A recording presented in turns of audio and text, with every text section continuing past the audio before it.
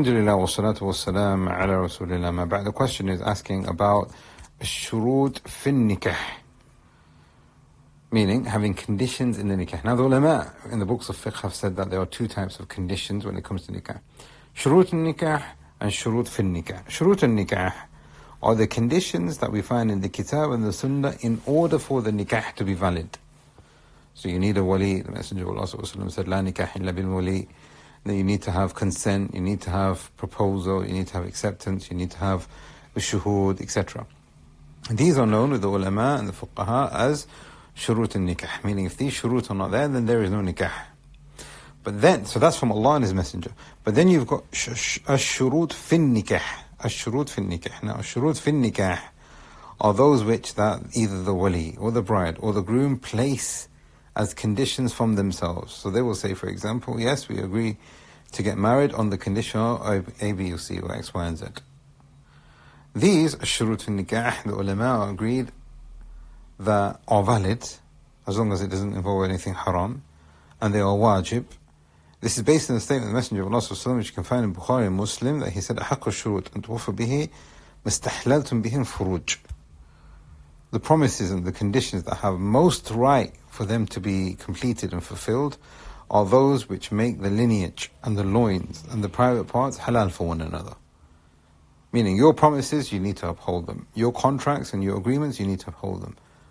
But those that have the most right for your contracts and your promises and your conditions to be upheld are those that which make the loins for one another halal. Therefore, there isn't a disagreement between the ulama that you've got shurut an-nikah and shurut fin nikah. However, the question is actually asking here is, can we have shurut ba'd an-nikah? Meaning the nikah has already taken place. Can we now regather the two families, or the bride and the groom, or whatever it might be, and say, right, we want to place down some conditions now. Now, what seems to be more correct, and this is the view of the Shafi'iyya and the Hanabila, is that these shurut that come after the nikah are permissible, but they are not lazim. They are not lazim. And this is being mentioned by Imam Ahmad. Imam Ahmad was asked this question. He said, أنه لا يلزمه, meaning that these conditions are not binding now. However, the ulama have also said, though, is that if they have agreed on something in the nikah, then they must uphold it.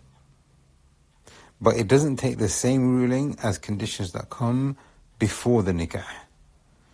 And the reason why there is a difference is because if the person says, well, I'll get married to you, or I agree to give my daughter to you based on X, Y, and Z, then if they are not fulfilled, the wali has the right to take his daughter back. Or she has the right to ask for a talaq or a khura'. Or he has the right to do so also. And if that happens, in that eventuality, then there is no sin on these people.